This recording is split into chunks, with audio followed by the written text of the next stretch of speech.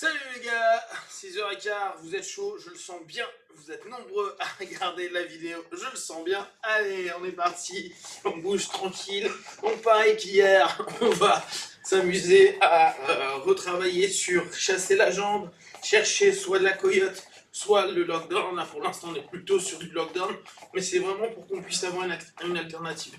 On pense tout le temps les bras, que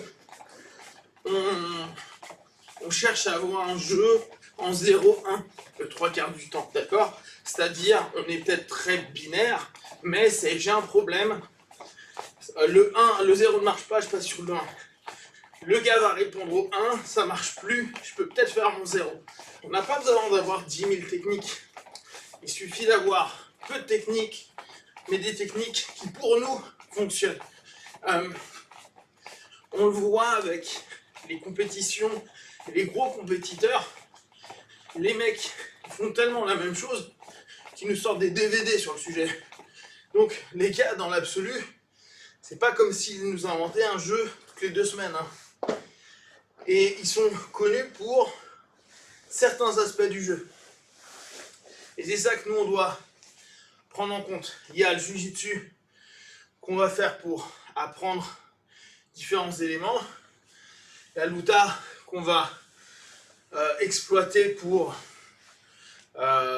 les thèmes ou s'améliorer sur des facettes techniques. Et la l'uta et le jujitsu qu'on va utiliser pour nos randori, ce qui est déjà une chose mais qui est relativement souple. Et plus on va vers de la compétition, on va vers de l'opposition, moins on exploite de techniques différentes et de jeux différents. Donc on pense toujours à ça, à se dire j'ai un panel qui va au fur et à mesure diminuer la tête. Et c'est comme si je faisais un effet entonnoir. Et à la fin de l'entonnoir, vous avez un jeu, vous avez un système qui peut être avec 2, 3, 4 alternatives, mais au bout du compte, vous allez vous rendre compte que votre jeu, il va être, bah moi je suis plus un passeur, moi je suis plus un gardien, moi je suis plus à aller chercher les jambes, moi je suis plus à prendre le dos, etc., etc., etc. Donc ça, on y pense. Ok, allez, un petit peu au sol. Hop. 8. Quelle allure. On roule au départ pour délier la colonne. Je m'en souviens bien. La colonne, c'est essentiel.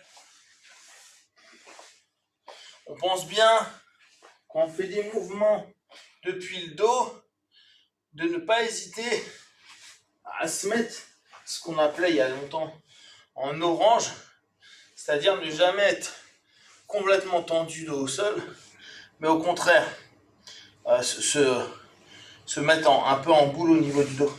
Et ça fonctionne bien sur tout ce qui va être les butterflies, où on va pas tirer le gars et se tirer soi, mais au contraire s'approcher de lui et partir en boule. Maintenant vous partez tranquillement une épaule à l'autre.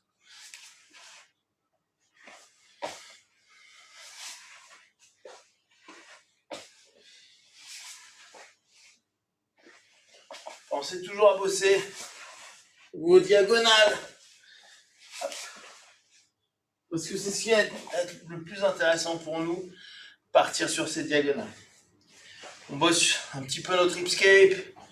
Donc, ce qu'on va faire, on va continuer. Je pars sur une diagonale, je descends, je me mets sur le côté, hipscape. Hipscape de l'autre côté, je retends mes jambes, je reviens et je recommence. D'accord? Donc, l'idée là, c'est je pars sur une diagonale, je reviens, je pose, je décale, je lève à nouveau, je pose, je reviens. Vous pensez bien, notre mobilité au sol va être essentielle parce que c'est ce qui va nous permettre de trouver des angles. Bien sûr, quand on a un partenaire ou un adversaire qui est là en train de jouer avec nous et de nous mettre la pression, lui il veut nous fixer.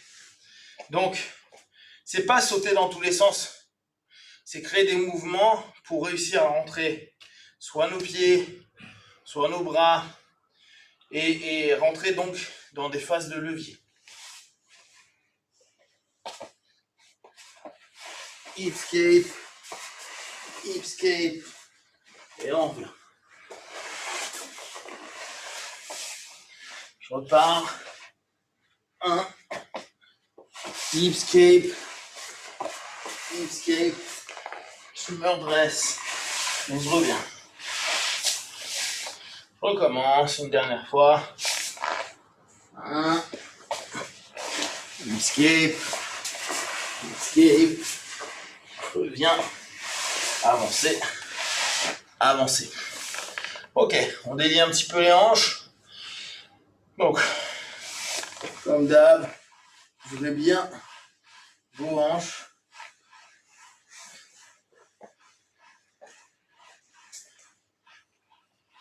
De l'autre côté.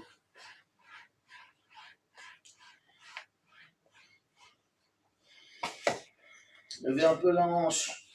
Hop. 1, 2, 3, 5, 7, 8, 9 et 10. Super. Hop. On se remet en base pour se lever. Souvenez-vous, hein, on tente toujours ou au maximum de se relever sur nos bases. Et on pense bien. Initialement, ma jambe va aller shooter le partenaire. Revenir pour remonter sur ma lutte. Allez, on passe. Out. Travail de lutte comme hier. Donc, on est toujours dans un premier temps à créer du contact. Je vous rappelle, n'hésitez pas à mettre votre tête comme cale et on commence à chercher l'action-réaction.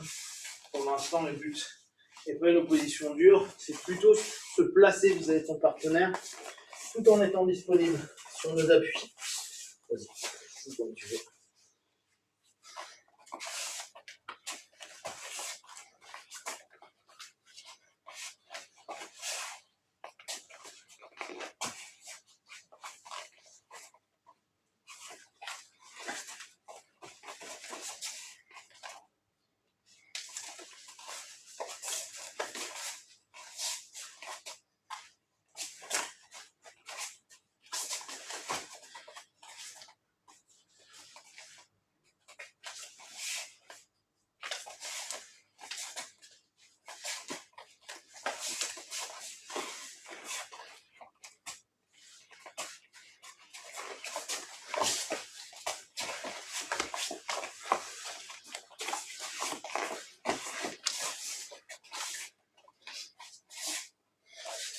L'attaque d'une bouteille est dangereuse. J'ai senti une attaque bouteillesque. Je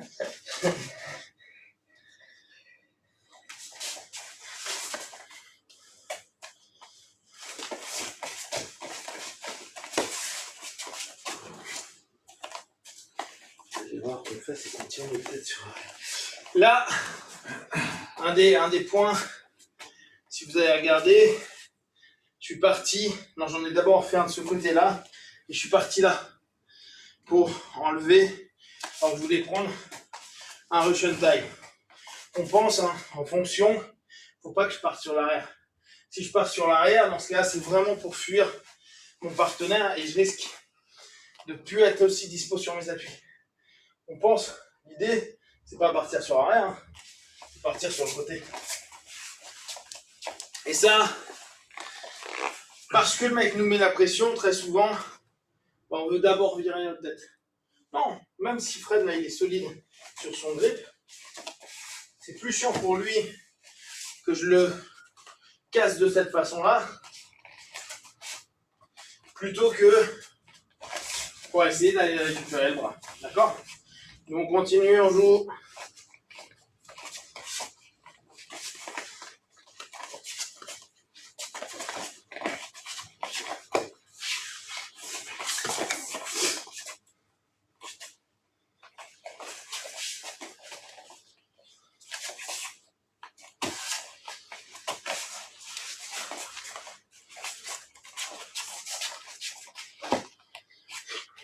Vous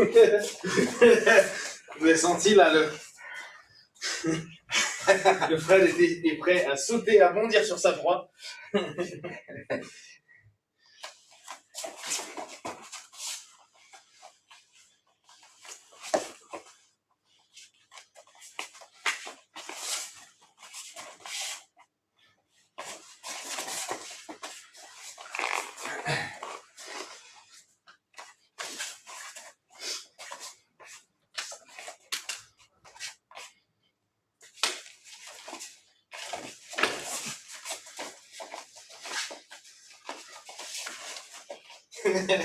Oulala, oulala.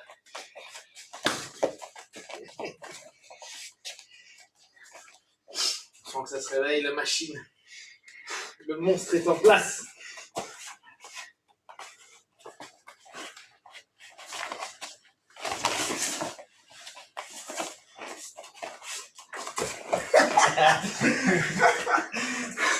Moi je veux bien, mais l'attaque du Bouddha, peut-être dangereuse.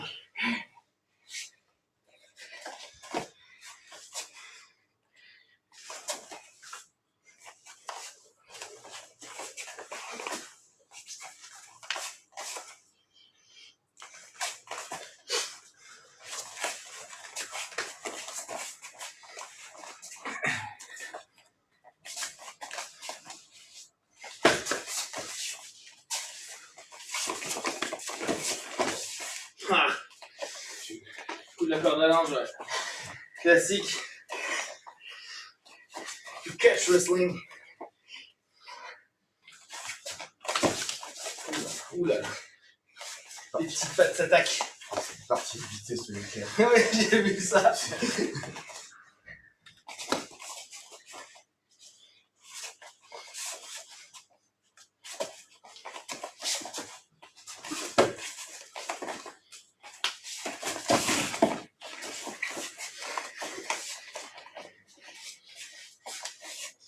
Plus rapide qu'un oiseau. Sans les ailes. Ah oui, c'est un peu c'est l'autruche en fait. C'était l'attaque de l'autruche.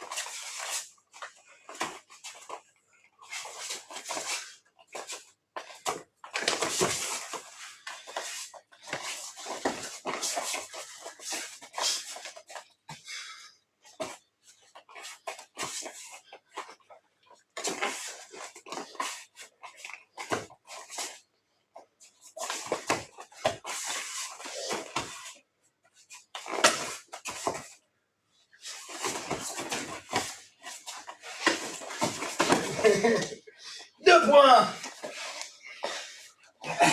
Voilà. Les attaques sont de plus en plus speed. Incisive. Elle découpe.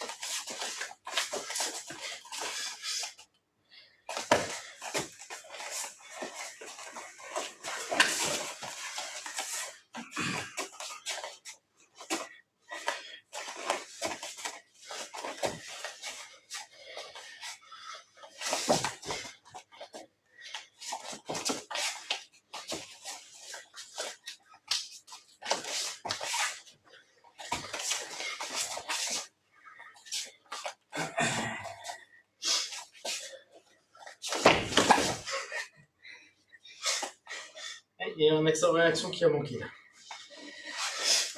C'était dur là. Ok, mais Donc, vous voyez que un des défauts qu'on a sur la lutte, c'est que souvent, on veut attaquer sans faire réagir.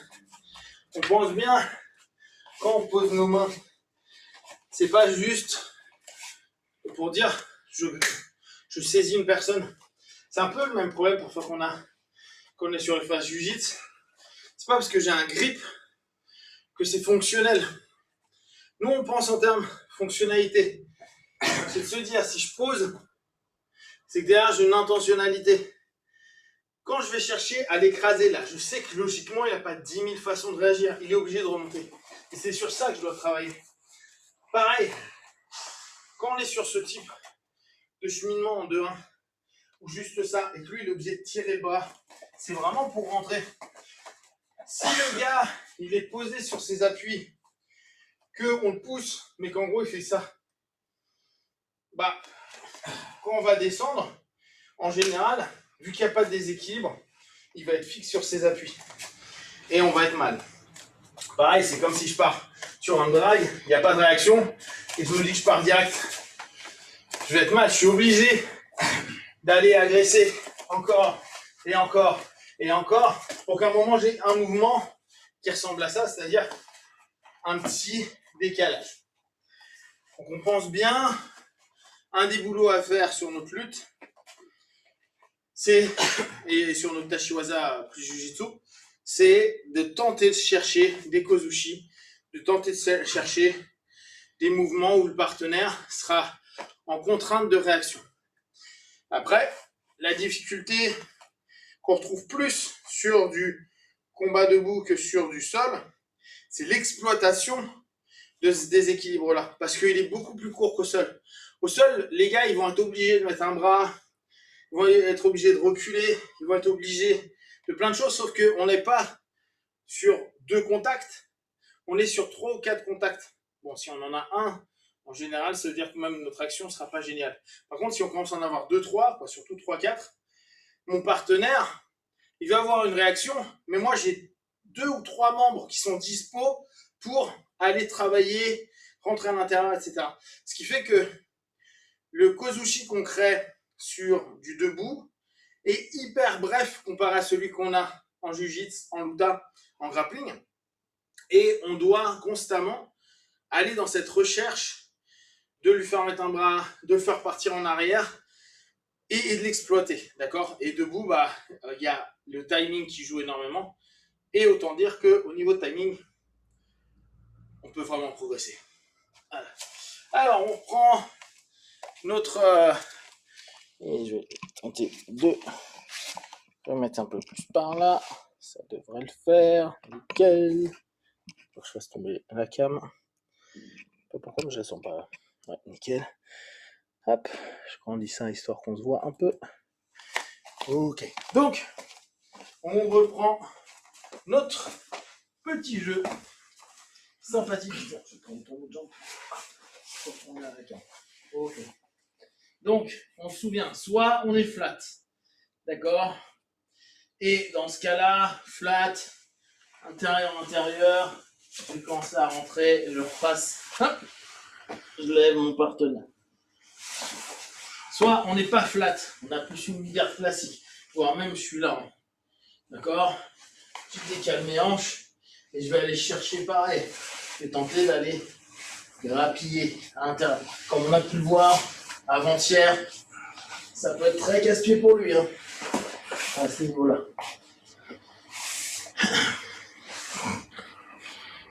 Et il y a des moments même où on pourra carrément être assis.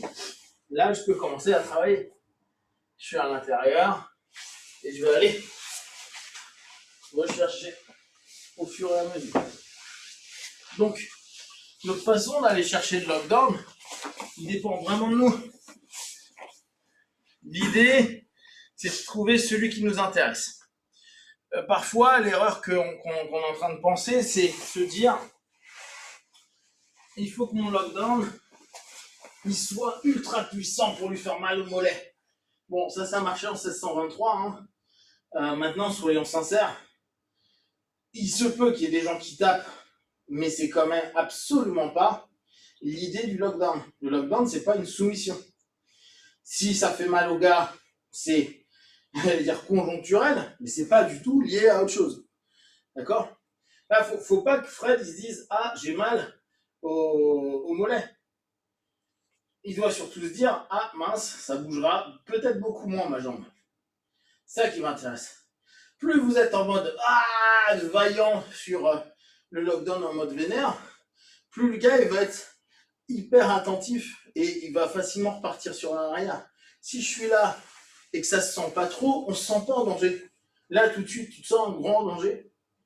Oui. Oui, parce que... une connaissance. Oui, c'est vrai que t'es une bible. Alors, le problème, c'est ça. C'est que ne le faites pas sur des gens qui sont des bibles de connaissances. Sinon, on est mal. Donc, en général, vu que c'est moins gênant, au départ, on se dit assez facilement qu'on peut sortir.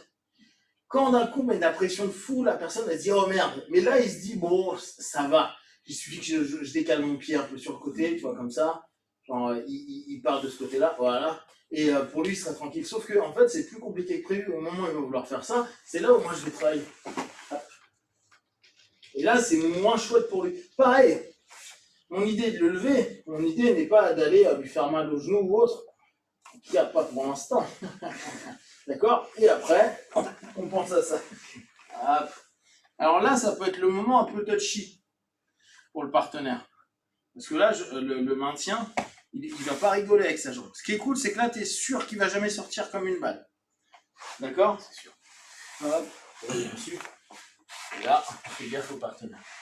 Ce qui m'intéresse, c'est quand je me trouve ici, hop, voilà.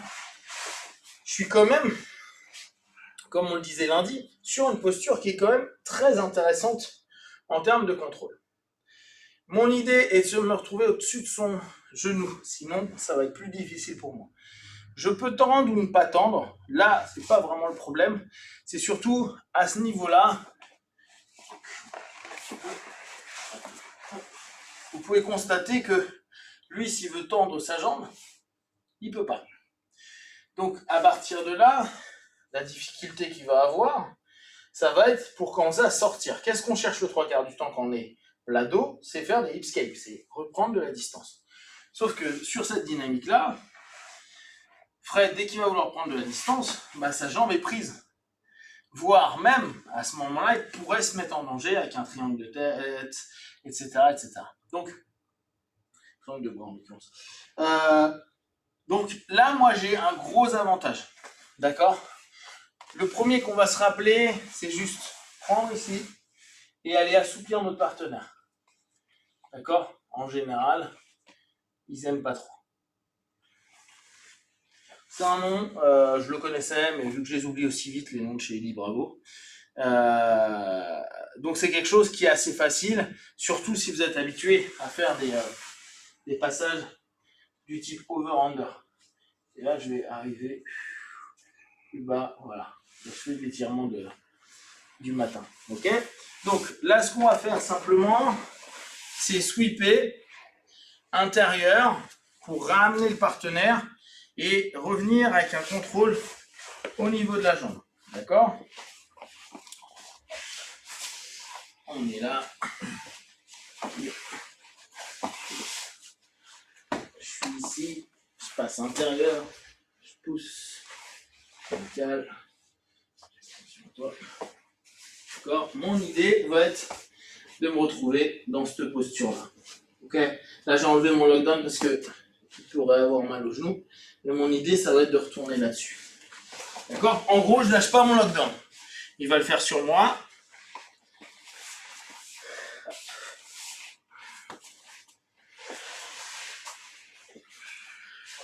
Il va chasser ma jambe. Il a chopé ma jambe. Il est bien. Soit il hug, soit il cherche ici à créer une distance. Il passe à l'intérieur. Il ramasse le bras. Ça va toi? Oh, moi nickel. Pas de gêne. Moi ça me dérange pas. Là, je suis pas dans une posture très sécure. Comment toi tu te sens là-dessus? C'était posture ça pourtant. Ouais, si tu sens fort sur le genou. Tu sens fort sur le genou, en même temps, tu es coincé. Donc, ouais, t'es fort, tu te sens fort. C'est ce que je disais tout à l'heure. Là, il a tellement de lock là, c'est que si je pars ici, je galère. Si je veux partir, type hop, je décale, hop, et je reviens par là, bah je me tue tout seul, d'accord. Je suis pas idéal, hein. Lui va avoir beaucoup de force à aller chercher cette jambe-là, parce que je vais être en danger. Et souvent, bah, ce qu'on a envie de faire, c'est justement ça, c'est se dire, wow, il va pas m'avoir à ce niveau-là, voire on va tenter de le repousser pour aller ici en se disant, ouais, je vais réussir à lui prendre une Kimura. Sauf que là, je suis extrêmement mal, hein. D'accord. Donc, dans un premier temps, c'est aller chercher ce contrôle-là et se dire, ok, quand je vais prendre un lockdown, tenter d'avoir le lockdown en haut, comme je vous disais, hein, je peux très bien commencer à le travailler depuis le côté là, comme si j'allais travailler sur une coyote. Sauf que je vais revenir, paradoxalement, à l'intérieur. Là, j'ai même pas eu besoin, parce que c'est l'action-réaction qui me l'a permise, j'ai même pas besoin d'emmener le partenaire avec mon bras. Ok, je reprends. En fait, c'est cool parce que tu me maintiens dans mon lockdown. Ouais. T'as vu, tu tends ta jambe, tu tends. Vu que t'as peur pour ton genou à ce moment-là, mais en fait, c'est toi qui me maintiens. Ouais, ça se tient tout seul. Donc, on peut être ici, je suis type, voilà, en shield, je fais attention, le partenaire peut décider de rentrer ou d'aller m'effacer comme il veut, voilà. Je passe à l'intérieur, je rentre, et là je reviens, hop. Et ça me permet assez facilement d'aller travailler. D'accord? On peut, comme je vous disais hier avant-hier, commencer à aller travailler sur ces petites jambes. Donc là, Fred va me le faire parce que au niveau des genoux, il a un chouille sensible et j'ai pas envie qu'il se fasse mal. Il va me le faire, comme ça il n'a pas de danger. Et vous allez voir comment il arrive à sweeper. Donc après, il choisit. Là, vous avez vu, il a fait plutôt à partir haute. On va revenir intérieur. Génial. Diagonale, au top. Reprise et contrôle de jambe. Ok. D'ici, il va pouvoir vraiment aller m'attaquer sur plein de façons. Mais l'idée au départ, c'est commencer à se sentir bien dans la posture. Ouais, c'était bas monter comme ça. Exactement. Là, je suis bien. Parce que là, moi, tu vois, vraiment, je sens qu'ici, j'ai ma jambe qui est morte. Alors, les seules attaques que je vais pouvoir faire, c'est des attaques comme ça. Mais bon, soyons sincères, tu ne me laisseras jamais tomber. Hein. Je pense pas. Ce que je pourrais faire, si, je pense que chez les bravos, ils feraient ça, tu vois. Espèce de... Mais non, mais de toute façon, je ne ressortirai pas. Non, mais non, je suis pas bien. Il y a des choses à faire, hein, mais... faut trouver. Vas-y, tu fais du moins de nouveau.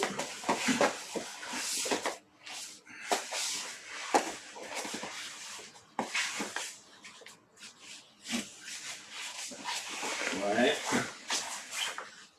Yes. Ouais.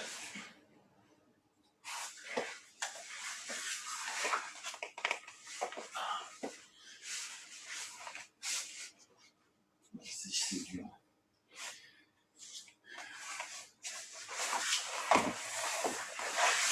Et ça, il faut qu'on le bosse jusqu'à ce qu'on se sente à l'aise dans cette direction pour pouvoir, ce que je vous disais il y a quelques jours, hein, revenir sur cette notion. Je suis par exemple en mi-garde, je suis en galère, je vais essayer à se dire, ok, je vais changer, hop, je vais prendre intérieur et commencer à aller travailler la même chose à partir. Non, c'est pas. Ou je pourrais tenter d'aller chercher la même chose moi à partir de là. Tac. Revenir ici et tenter d'aller le garder. Mais pour l'instant, l'idée c'est vraiment lui qui va décaler, travailler, se mettre bien, lever, voilà, reprendre. Peut-être à ce moment, tu me diras. Non. Au moment où tu poses un. On va faire un petit test. Hop. Est-ce qu'on n'aurait pas. Parce que là, tu es obligé de poser la main, non? Sur le produit.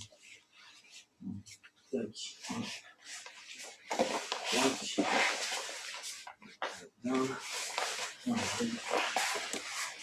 Là, tu es obligé. Ouais. Ouais. Il y aurait peut-être quelque chose. À voir. Hein. Ouais.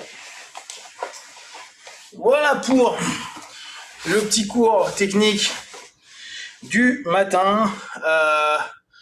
Demain, il risque de ne pas y avoir. Donc, je sais que ça va être dur pour vous de ne pas pouvoir vivre votre petit déjeuner en suivant un cours à 6h45. De toute façon, ils sont même pas debout.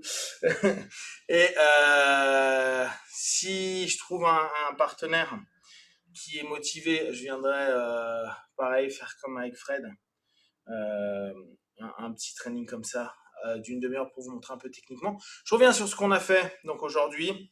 Travail de lutte, vous avez vu que on s'amuse à être un peu plus offensif, on pousse, on crée des actions-réactions. L'idée qu'on doit se garder, je pense que c'est une attitude qu'il faut avoir sur notre lutte, c'est vraiment se dire, je crée une action-réaction et je tente d'y aller, même si je le sens pas forcément, parce que on a toujours l'impression d'être un temps de retard, on a toujours l'impression de pas être correctement en phase avec le partenaire. Je me souviens, j'avais un de mes profs de judo, j'ai un de mes profs de judo, Seb, qui vient avec nous assez souvent, qui me disait qu'il faut finir vraiment les actions qu'on commence. Nous, parfois, on est trop à vouloir initier un truc, puis on s'arrête parce qu'on n'a pas confiance. Alors bien sûr, c'est plus la mentalité Ichigeki à la japonaise, type je donne tout sur un mouvement, et puis advienne que pourra.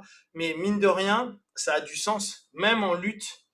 Si vous regardez un peu les vidéos de lutte, pas de compète, mais vraiment d'entraînement, les mecs, une fois qu'ils ont descendu, c'est hyper rare qu'ils n'aillent pas jusqu'au bout. Ils préfèrent se faire contrer par le gars. Le mec lui scrolle dessus, ça n'a pas marché, les deux se relèvent, ils recommencent sur un exercice. Plutôt que, comme nous, avoir cette espèce d'hésitation, on descend, puis on fait rien. Voilà. Et au bout du compte, ça nous entraîne pas à y aller. Et là encore, je pense que inconsciemment, il y a un côté peut-être égotique, genre je veux le faire pour réussir, alors que pour réussir, faut le faire.